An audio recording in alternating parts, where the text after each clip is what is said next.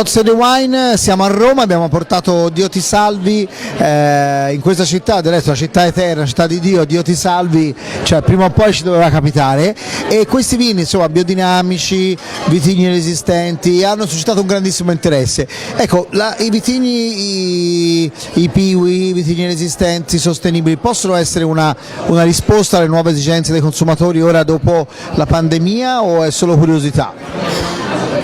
Allora, il prodotto incuriosisce il cliente che passa, è attratto dal prodotto perché lo vede, è un vino torbido, mi chiede che cos'è, come è fatto.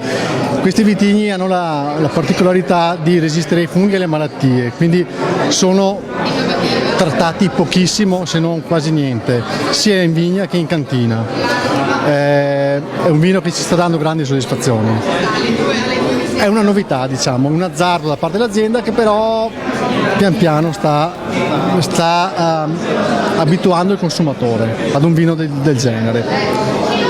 Ecco, un altro vino poi molto particolare vostro è questo Thai, questo friulano, ecco, questo anche Tokai, da una vigna di 100 anni, rifermentato, affinato in botte di rovere, con grandissimi profumi, un vino che ha una bellissima beva e... Ecco, la vecchia vigna cosa dà alla fine?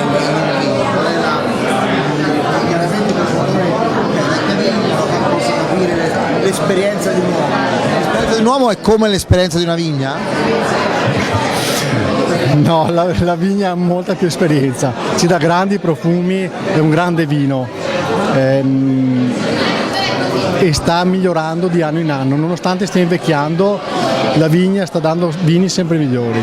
Direi che è un vino che sa poco di friulano e molto di dove nasce, che non conosco, ma ha una originalità, una caratteristica, una forza, una sensazioni che vanno al di là del vino bianco e del friulano, giusto? Non è un vino bianco che se ne va subito dalla bocca come sapore, rimane come gusto, rimane come sapore e anche come profumi. E ecco, quello sicuramente è un vino ottimo per l'autunno, nonostante sia un bianco, ma chiaramente la gente in autunno e inverno comincia a volere i rossi. Dio ti salvi, chiaramente i rossi comunque fanno parte della tradizione. Qual è il vostro vino per l'autunno? Il vino è il Blu Notte, che è un Merlot e Cabernet Franc al 50%, da vitigni che abbiamo verso le Terme Euganee, quindi terreni vulcanici, grandi profumi, un grandissimo blend, un prodotto veramente riuscito.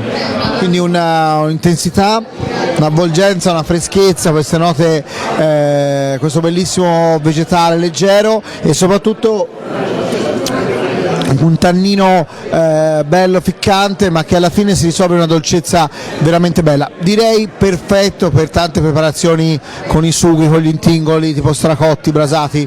Sì, un vino invernale azzeccato. Vino autunnale, invernale, perfetto. Grazie mille Luca.